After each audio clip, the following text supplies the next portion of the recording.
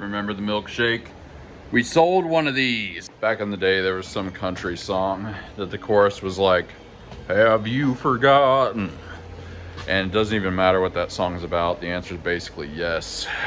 I knew somebody once that said something like, basically every relationship they'd ever heard of was toxic, and therefore all relationships are toxic. All that really told me is all of their relationships were toxic. Man, back in the day, one of the biggest flexes there was to have like one of those $500 Mont Blanc pens. If you had an office job or you were the boss of anything. My dad used to have those really expensive inkwell pens that looked like $1 million. He was an MQAS supervisor, so he was signing documents all the time, and it was just like, that was the flex back in the day. We've really lost a lot as a culture. You know, when most people say something can't happen or is impossible, what they really mean is it's impossible to do without difficulty. You guys should join the M3 Time Travel Club. We meet every last Thursday. So, first payment for the new batch of plastic went through. I have to break it into 3 payments because it's a large amount, and you have these, you know, any card has daily spending limits and stuff usually. So that means that probably in a week, maybe a week and a half, we're getting the new batch of plastic, and that is great. And also, it's a very nice day out. Morning roundup, I think we got a perfect score. The second Eagle Talon done, very nice. Of course, we got the small David wastebasket, and we've got another David pipe holder, or dwarf pipe holder. Gort from the day the earth stood still. Pretty nice Scully boy here. Einstein can, probably gonna get finished today. And we've got the T-Rex skull with the backing plates. Very nice. The second Einstein can coming along good. Everything's feeling good. And of course the T-Rex skull without the plate. Time to do the new product thing. We got 4 last week, like I previously mentioned. Let's do the tally marks. Oh yeah. 1, 2, 3, 4. Pretty good for just the second month of the year. I'm about to pick a winner for the, I think I'm gonna call it a zombie dragon. It's like a zombie mecha dragon. But if you want one, let's turn off this light so we don't have a little glary thing. If you want one, it's only $5. Everyday low prices. Even better than Walmart. First link in the description, get your own dragon. Your own dragon. Got mounting holes in the back. Perfect for headphones, hats, small children. It's a great way to support the channel if you like this content. And you get a dragon. That's a win-win right there, brother. I think we're gonna get that walk in, go down to the corner, do a little goodwilling. Do a little goodwill hunting. My boy's wicked smart. And real nice out today. Just a beauty. I think the older I get, the more I appreciate good weather.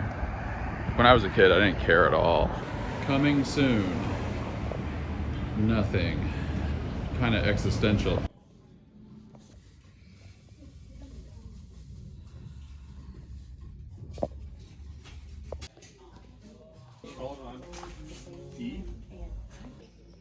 That poster of downtown Nacogdoches was a little bit tempting, but I already got enough stuff on the walls. Sneak peek, we are not done making big food. Ooh, that's all you get. Let's package this guy real quick. Real nice looking big old alien boy. We're gonna get some stuff ready for paint. Got the big eagle claws. We're just gonna get the stringies off. Gort. We got the World War II pilot here.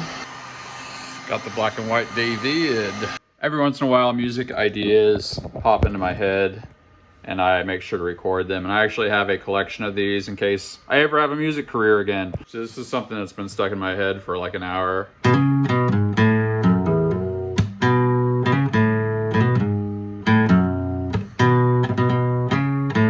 Crap.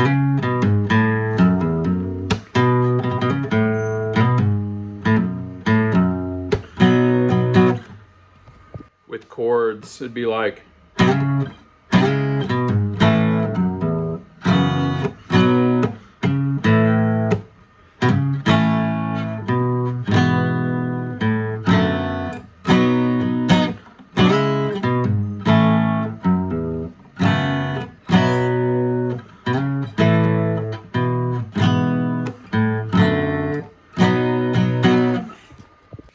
anyway, another dwarf pipe.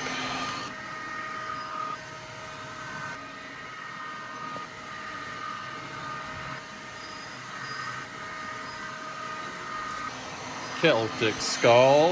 Gonna paint some stuff. Let's get some before pictures. Of course, we've got gold here. These guys are going gold. These are both going white here, actually. Silver, black and white, Sharky colors. Gonna do the rest green, already touched a bit of it, and bronze. And afterwards, some very nice gold merchandise here. Of course, we've got the black and white skull. These white fellas. We got the silver dude here. Probably gonna hit with another layer, but and then we've got the T-Rex or the what are these called? Sharks? Yep. Alien and Bronze Boys. Time to make a little progress on the room here. I was really thinking about keeping the giant box for some reason, because it was really hard to get it in here, but I can't think of any reason why I should have it here. So we're just gonna break it down and throw it away.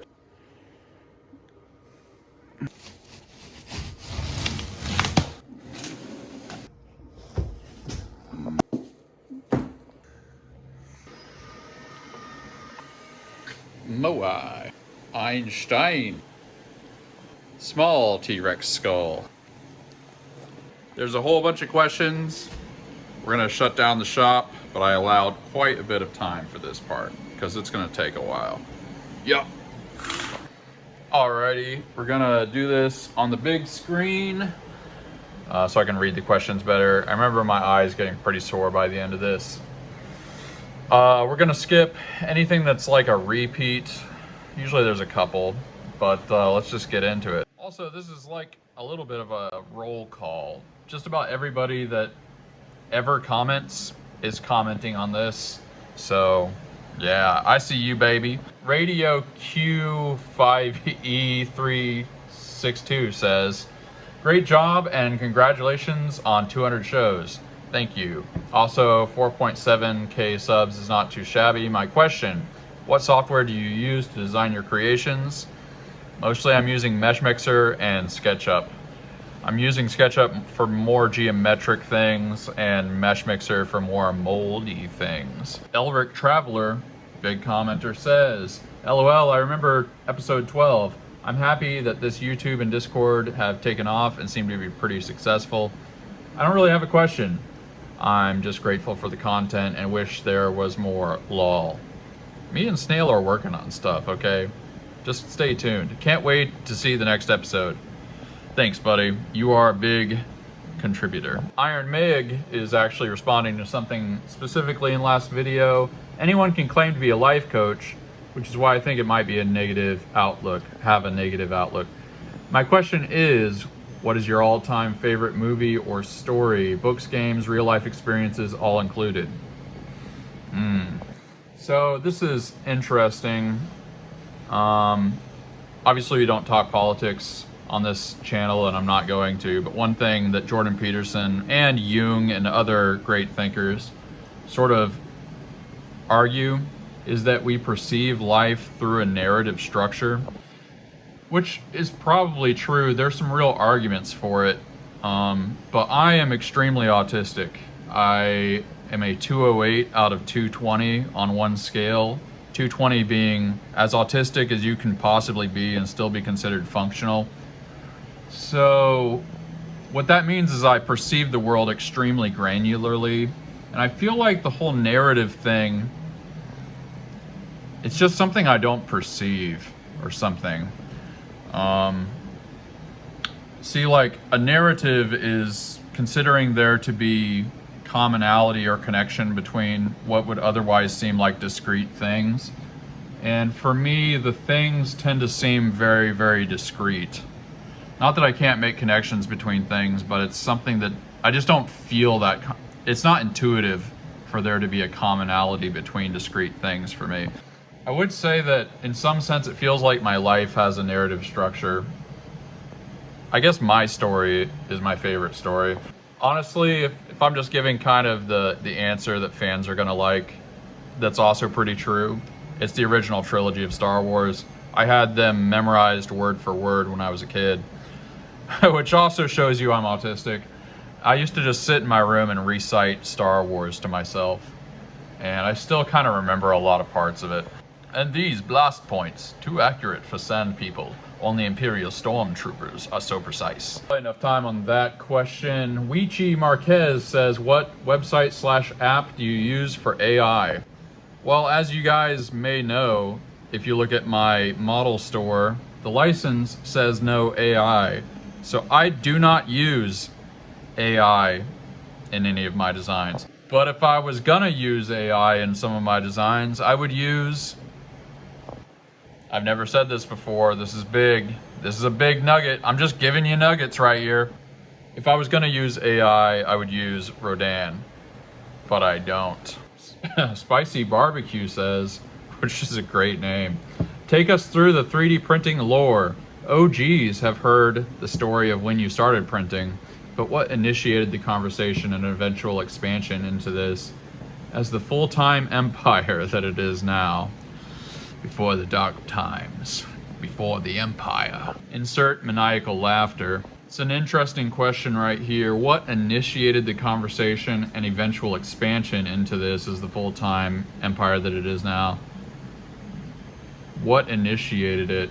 I guess selling a lot of things initiated it. I would say my business becoming a fairly large business when it comes to Etsy shops and stuff was just because a bunch of stuff started selling. I mean, I guess there were these points where I realized that what I had was a big deal, which I feel weird saying, but I was interviewed by Etsy twice, as in the Etsy corporation, for having substantial growth. They were trying to put together a package of like ideal stores to give people inspiration, basically. And they weren't supposed to show me this, but during this like video interview, I saw a slide, or I saw a document where they had a list of shop names that they were gonna do this with, and there were only 6 of them. There were like 6 or 7 of them. I wish I had been recording it myself, I could look at it. So in other words, out of all of the shops on Etsy, I was one of 7 shops that they considered worth interviewing, I guess. Or at least they just kind of selected 7 shops. So that was kind of a big deal. And that was probably one of the first moments where I realized something unique was going on with this business. All right, Ramon Garcia says, do you have plans on going to a 3D printing event? And if you do, how would you set up your booth? What would you showcase? It's an interesting question. I don't know. I probably am not gonna go to one. Maybe someday. I guess I would probably showcase some of the large prints.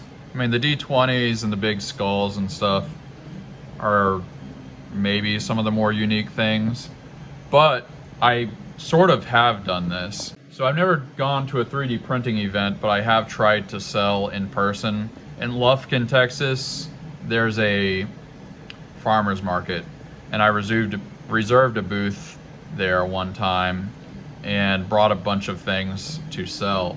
Made a bunch of things up to sell and then brought them. And there was almost no foot traffic. And it was like during a time when there usually is a lot of foot traffic at those types of places. I talked to tons of people. I probably talked to about a dozen people, but nobody bought anything. So it just wasn't worth it. It was a real hassle.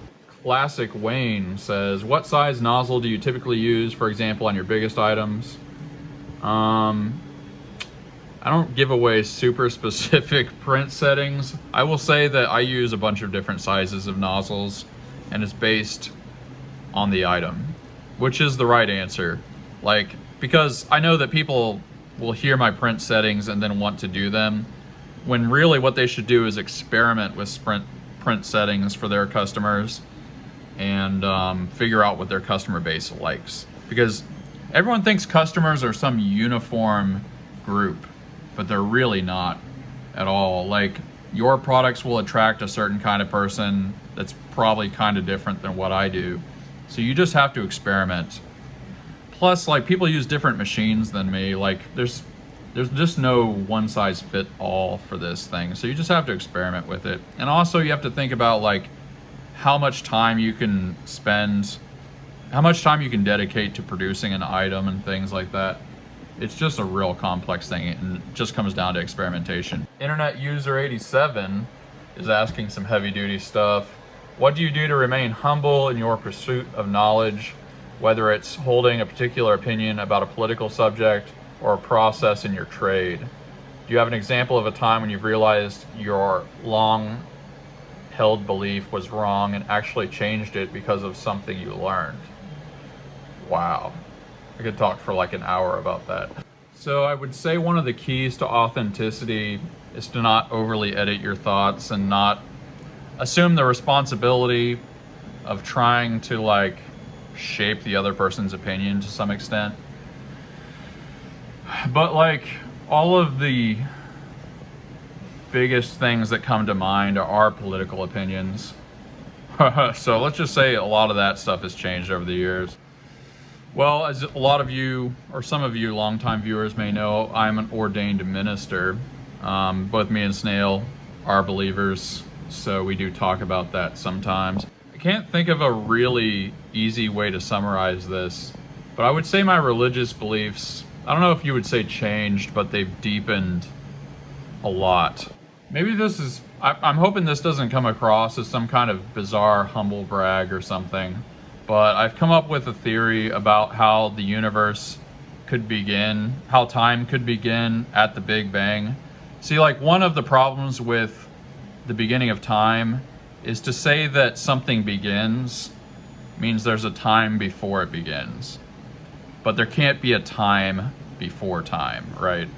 Like, if we say time began, that means there's a time when time hadn't began. But that can't happen, because in order for there to be a time when time began, time has to already exist. So basically, I think I've solved that paradox. It's kind of part of a larger theory that I've been working on for years, where I think, I'm not even sure where it's headed, but I believe that theology and science are actually not different things. I think that's the premise that I'm working towards. I'm not going to try to explain it all here. Maybe someday I'll make a video about it. But one of the things is I don't think knowledge is actually separate in any true way. I think that we think of there being different disciplines because of our limitation. We can't see the connections between things. And it's crazy because on some philosophical level, it's just obvious, like truth is truth. Truth is correct reference to reality, or descriptions that comport with reality, something like that. So then it's like, how can knowledge truly have separations? How can knowledge be truly separate in any way? Like, how can science be different than theology? How can theology be different than mathematics? Like, these are all true things or aspects of reality. So I think the only reason we think of them as different disciplines is because of our own limitation, not because that's actually how it is. So if that's true, then science and theology wouldn't be different things. I won't get into any more of that, but there's like a billion questions to get to. You really set me off on a good one. Yeah, there's a bunch of questions. The last Q&A, you guys have no idea how long it took me to edit it. But anyway, Box Thief, big contributor, says, have you ever considered or had a friend hang out with you at work and help you out or keep you company? Yes, I had somebody working for me back in the glory days. He was a person that knew more about philosophy than anybody I'd ever heard of. So one thing we kind of bonded over is we both had figured out ways to derive objective morality using logic, basically. What that means is there's a thing called Munchausen's trilemma. You can look it up. So there are three possibilities for the root of any argument. The first one is infinite regress. You know, it's like, this is true because this is true because this is true because this is true, and you can just never get to the bottom of it.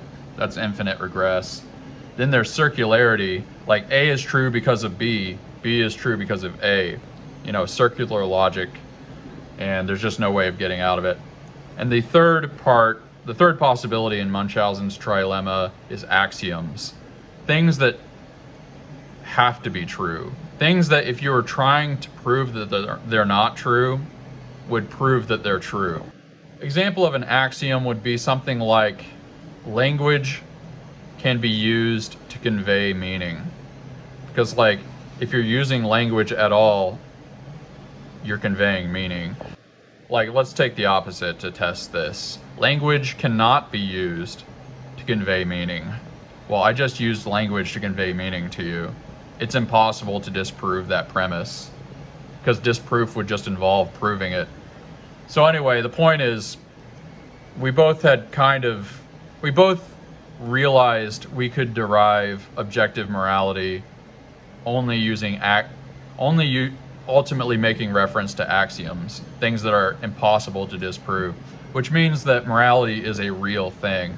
So we kind of bonded over that, and in the early days of the business, he worked for me for kind of a good while.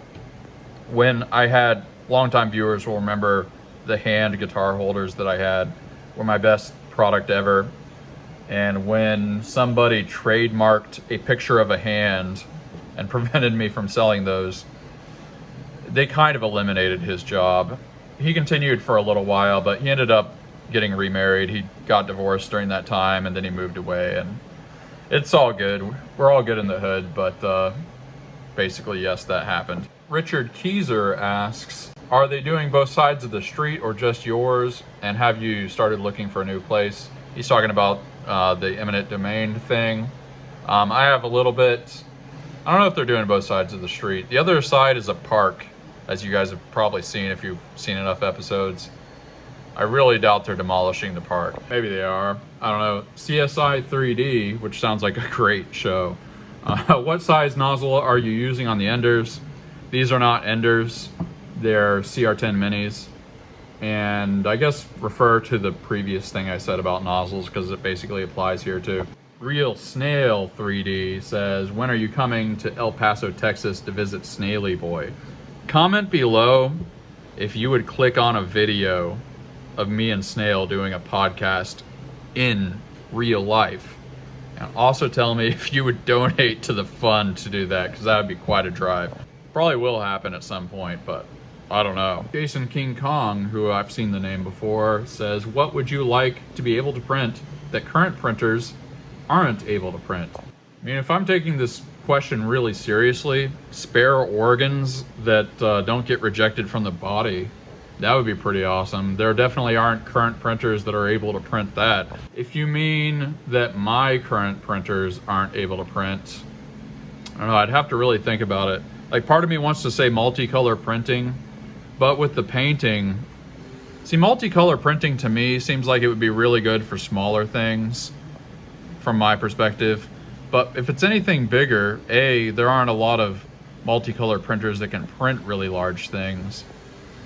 And secondly, like, there's so much I can do with painting that it's like you can't get the shading and things. I have an arts background, so like the first thing I ever wanted to do was be a comic book artist. So I really love good shading and stuff and gradients. And printing can't do that now. But I will say that maybe that's the answer. Like, it'd be very cool once we can get to the point where we can print gradients, you know, and not just solid color, different solid color, different solid color. Robert Bogetti says, which 3D printer do you recommend for just starting out with the hobby? Man, I'm super the wrong person to ask, but I would say the CR10. I've got tons of CR10s. I've used them for, some of them for 6 years, and they keep working. They're very easy to work on. but a lot of people are gonna say Bamboo Labs. Maybe they're right. I don't know. Stephen Lucier says, what website do you use to research niches? I remember you said it, but I can't remember the name of video. Would you do a video showing your recycling process? I found the video where you showed the compactor, and now I'm looking for one. Yeah, I like I've said before, I'm probably stopping doing the recycling, at least for now. But I showed it a lot in the early videos. If you just watch from the beginning of the series, you'll definitely see it a bunch of times. For researching niches, it's E-Rank. Yeah, that's what he asked. Beekeeper 3D, can you show how you design all your products? What AI do you use? I answered that question earlier. Travitz asks, when is the GG convention meetup? Ooh, that's a good idea. When is M3 coming to Scotland? Well, my lineage came from there, so. Oh, apparently this guy is Ambassador Naranek on Discord. Says, when M3 comes to Scotland, we play a game of Warhammer 40k.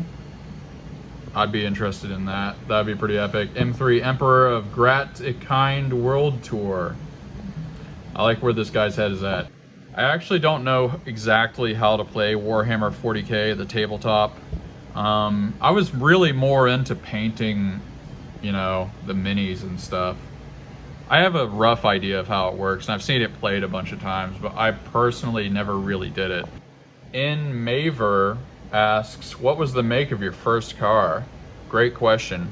It was a 1974 Stingray Corvette. I've been working paid hourly labor since I was 5 years old. I got my first factory job when I was 15, working in a meat processing plant. And I worked all summer one time when I was, well, I worked all summer when I was 15 and saved up a bunch of money and bought a Corvette. He also asks, what was the first concert you attended? We're getting the basics down here. I believe that would be, well, technically the first concerts I attended were my dad's concerts when he was in the Marine band. I have a lot of very, very early memories of setting up equipment and things like that. And I have no idea where they were. I remember him playing a lot of Peter Gabriel. There's some old VHSs of his band and stuff, but in the Marine band, you play everything from like marches and official music to like current music to classic rock. And my dad could play all that stuff. He could just sit down and play like Beethoven for 20 minutes straight. He just had all that kind of stuff memorized. So Super Tramp and Styx and Kansas and stuff was like really, really easy for him. But to the spirit of the question, the first concert I attended was when I was 12 years old. I saw the band Styx. Maybe I was like 10 because it was their comeback tour in 1996. So I guess I would have been 10. Dennis DeYoung was still singing with them. He was kicked out of the band, which he started shortly after that. So I'm a very rare person nowadays who's actually seen Styx with Dennis DeYoung. In fact, I saw 2 tours because it was like in '97 they kicked him out or something. Styx was my parents' favorite band, and they started a few hours away from where I grew up. So they're kind of hometown heroes. Just because it's super, super relevant to the question, one of the first big things that happened with this business was I sold a pair of guitar hands to the guitarist of the band Styx. Keep in mind, they had 3 or 4 albums in a row that went 6 times platinum. So that's like a childhood dream for me. In addition to that, he just gave me his phone number. Technically, I still have it. I could just call him if I wanted, which I feel very intimidated about. And I guess that's why I haven't done it. But I got to interview him for about 15, 20 minutes. And I may have recorded the audio of that, and I may still have it. And I may still listen to it every once in a while. Interestingly, we had really, really similar views on like music composition and stuff. So that was really cool. In fact, my interview with Glenn Burtnick is his name. I'm gonna be thinking about it when I'm on my deathbed, I guarantee you. I'm trying to get through these questions, but you guys probably wonder what it's actually like to meet somebody like that. It's like if you grew up reading Lord of the Rings. This is actually what it feels like. If you grew up reading Lord of the Rings and then one day you meet Gandalf, that's what it feels like to meet somebody like that. It's like, I can't believe that voice I heard on the radio and like on my CD player growing up. That voice is talking to me now.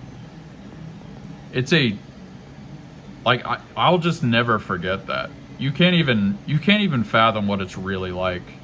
And the thing is, if you're at a public event, like a signing or some publicity thing, then it's not like that surprising.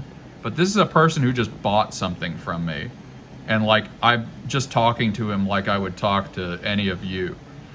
Not that I'm making you feel bad or anything. I'm just saying it's really, really crazy. It's a thing that you just never forget. It's literally like Gandalf just talking to you. One last question from him.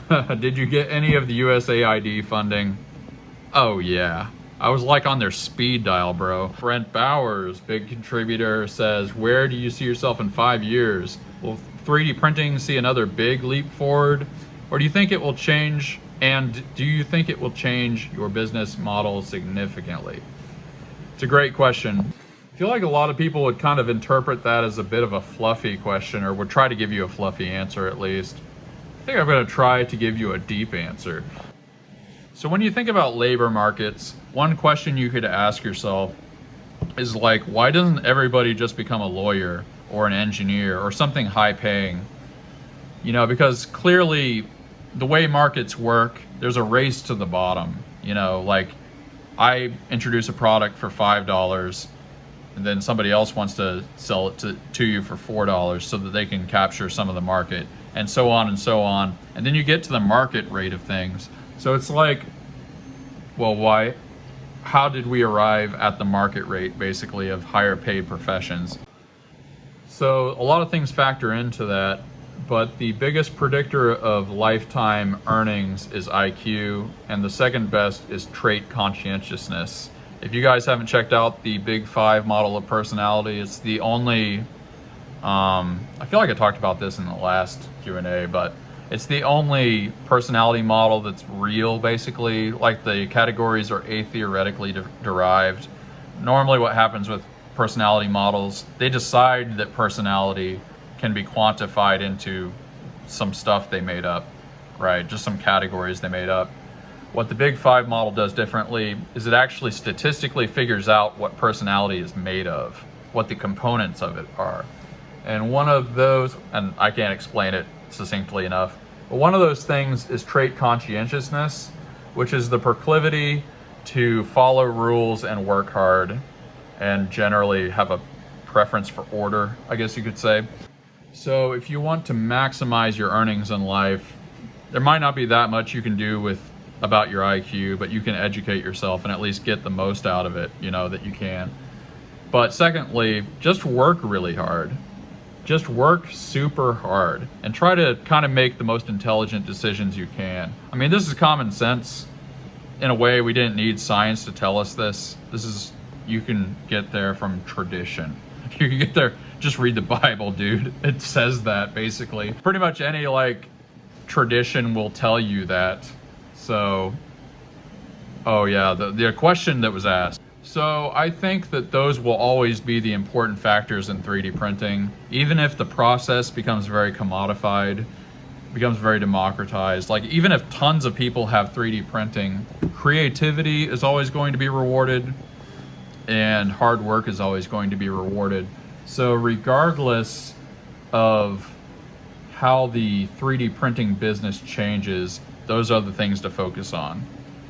So that's the best answer to that I know how to give. This is cool. A 3D printing lawyer says, how can we help you? I mean, honestly, message me if you're offering some kind of lawyer thing. But if you're not offering some kind of lawyer thing, download my models. It helps support the channel, and it just gives me warm feelings inside. It really does. But if you're talking about real law advice, just message me on Facebook, link on the main YouTube page. Dr. Fiasco, another big contributor, says, do you manage your own books and file your own taxes, or you work with a professional for those services? No, I don't currently have an accountant. Man, we were getting close there for a while, where it's like maybe just hire somebody, but I do all my own. And there's lots of YouTube videos that it's well-trod territory if you want to learn about that. The Scottish 3D asks, how are the YouTube channel metrics looking these days? Are you still keeping track? Scottish 3D is a longtime viewer, of course. He's the guy that makes the Chihuahua statues. I wasn't keeping, I kept track on a spreadsheet up until Christmas, and I haven't started back. And I don't think I'm going to, because it doesn't matter. But yes, I'm still getting subs. It's a lot less than the early days, but I've captured a fairly large audience. Internet User 87 with another banger. How do you avoid echo chambers? How do you avoid echo chambers or being in a silo with people who share your same opinions? So, for the first 10 years of social media, I'd never blocked a single person for this exact purpose. I wanted to expose myself to as many perspectives as I possibly could about as many things as I possibly could. And this is mostly talking politically, but the earlier question asked, like, have I changed any major beliefs? And this is how I changed some major political beliefs. You have to have integrity to do this, so make sure you have integrity beforehand. I don't know how you do that, but do it. Start out debating people, and every time that somebody concretely disproves something you think, change your opinion. And if you just do that for years and years and years, and you're really being honest, like seriously, you're being honest, and you're trying to get as many people to disprove your ideas as possible, at the end of that, you get, it sounds ridiculous to say this, but you get to a point where you're kind of right about everything. Like, I'm not saying I'm literally right about everything, but there isn't a single, as far as I can think of, when it comes to politics, there's not a single thing that I haven't changed my mind on or sharpened my understanding of, let's say. Maybe I would hedge that with, there isn't a single substantial opinion, because there's a lot of, I mean, there's a million things, but anything that's like a major thing people debate or would be relevant. I mean, there's a lot of things that people don't debate that is the relevant thing. In fact, mostly people debate things that are irrelevant. So that's how you avoid echo chambers. Character. But anyway, after the first 10 years of not blocking a single person on social media, unless they were being threatening or something, they were just being like horrible in some totally undefensible way, then I just started blocking anybody I felt like. And nowadays, it's not like I just go blocking tons of people, but I don't feel guilty at all blocking somebody that's just being kind of obnoxious, or I just don't enjoy having them around, because I already went through the crucible. Like, if somebody gives a substantial criticism, I don't block them, and that's kind of what I'm looking for. But almost 0% of the discourse online is substantial at all. Like, I don't know if you've realized that, but it's almost all BS. So I'll just block whoever I want. But first 10 years, I didn't do that. And I really, really refined a lot of things. The realist John Doe says, does chili have beans? I guess this gets into Aristotelian essential characteristics. So defining metaphysically real things is very, very difficult, because, well, think of a cat. It's like, okay, is a cat still a cat if it only has 3 legs? Like, if it lost a leg at some point. Then somebody might say, well, it's a cat if it's a creature that could grow 4 legs, or normally does grow 4 legs, but it lost that. Then it's like, well, what if there's a genetic mutation where it only grows 3 legs, because that happens? Is it still a cat? And it's like, most people are going to say yes, but it's going to be a cat with 3 legs. So in this same way, does chili have beans? Even if we say chili doesn't normally have beans, then you just have chili with beans. So that's the most needlessly overcomplicated way I could have answered that. Good questions, everybody. Brent D. Arnold says, I'm grateful for your channel and enjoy watching your 3D printing journey. Can you talk about when you decided to switch to extruding your own filament and how cost effective it is? How long before you broke even after investing in the equipment? Very good question. I've talked about it a bit before, but it basically happened during the pandemic. The pandemic happened about a year after I started the business, and it really happened just as things were getting going, you know? It's like, man, there's been thing after thing after thing. This business has almost died like 3 or 4 times. So when the pandemic hit, many of you will remember, because you're 3D printing people, that Amazon stopped selling non-essential things. And of course, one of those non-essential things was completely essential to me. That, of course, was 3D printing filament. And so literally, like, the last website I could find, I found some guy on eBay that was selling Creality brand filament, which I didn't even know they made filament themselves. And I bought everything he had.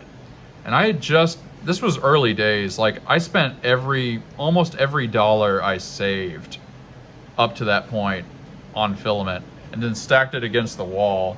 You know, if it was this wall, just imagine boxes of filament like that far along the wall, maybe bigger than that. And so that made it a couple months or something like that. And after that, we could buy filament again, but it was pretty expensive if I remember right. So anyway, that really freaked me out, obviously.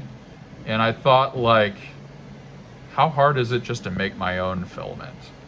And so I went on a journey, and it took me a lot longer than you might think to actually be able to make usable filament. Just as a fun anecdote, this is the first thing I ever made with filament that I produced. You can see it's really kind of imperfect. Like, the diameters and stuff weren't amazing, but this was the point at which I got to where I could make things usable, filament usable. And I think it took like a couple months to dial it in. I mean, honestly, it's tougher than you'd think. A lot of people think they're just gonna dive into making their own filament, and there's like a reason people don't do it. I was just stupid enough to try it. As for how long it took before I broke even, trying to remember, I think I spent about $1,000 a month in filament back then. I'm trying to think my savings. So I just used the vintage calculator to actually figure it out, and I think it was 4 months. Something like that. I actually kind of used rough figures, but it was something like that. Really, you need to have a pretty solid business before you go investing in stuff like this. And I have 3 extruders, not just 2. So we've done it big, man. And Maver is asking more heavy questions. What is dark matter? Other than the official description, I don't really know. What is dark energy? Same thing. What's inside a black hole? I'm not qualified to answer that either. Are we alone? Too vague a question. Ironically, what came before the Big Bang? I already kind of answered that. There's no such thing as came before the Big Bang.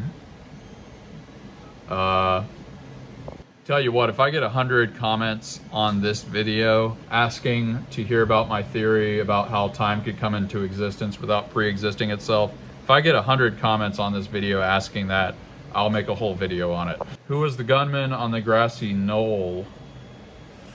I don't really get super deep into the JFK conspiracy stuff, but 60 to 70% of Americans think the official story isn't true, and I'm probably in that camp. Average Joe's Barbecue says, do you add a clear coat when you paint items? Most of the time, no. Also, how do you achieve a paint fade? You're basically controlling how close it is.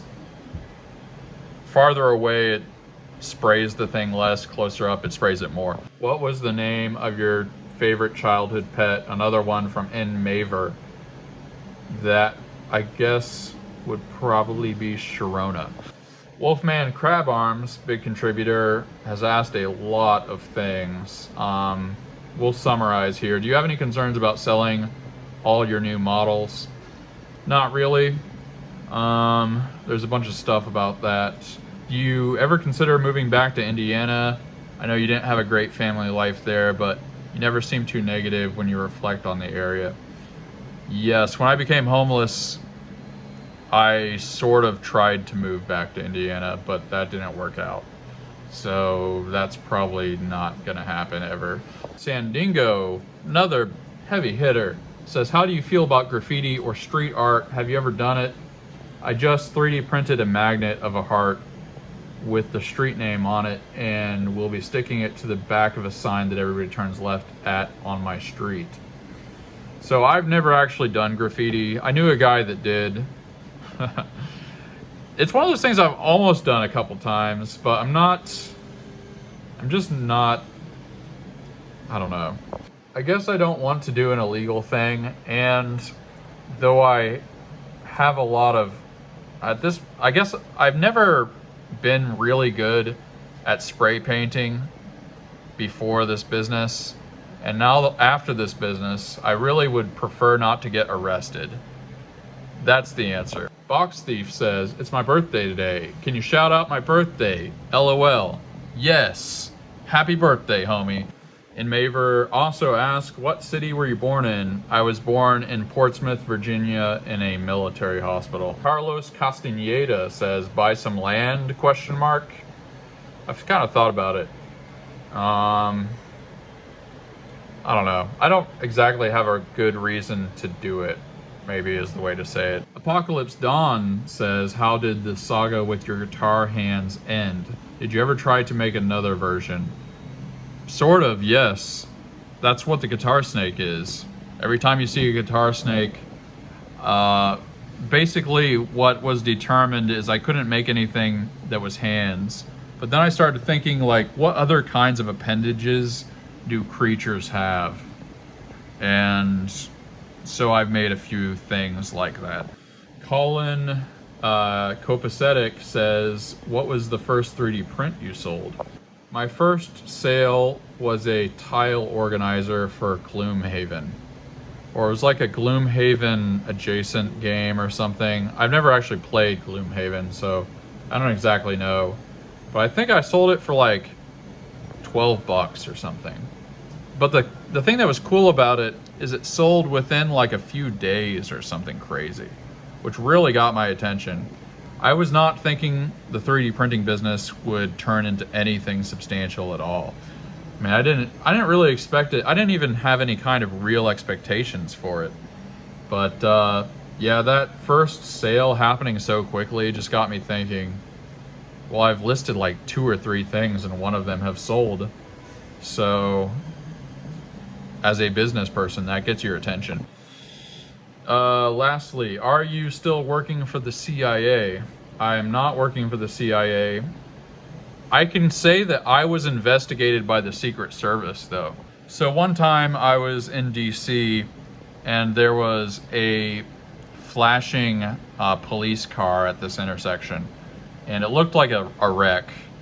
I'm from the Midwest, so, you know, I thought somebody's wrecked up there. So I kind of slowly just edged around it.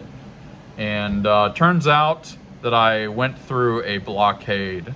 This blockade was put up for Joe Biden's motorcade. So I was pulled over by the Secret Service and they checked every inch of my car.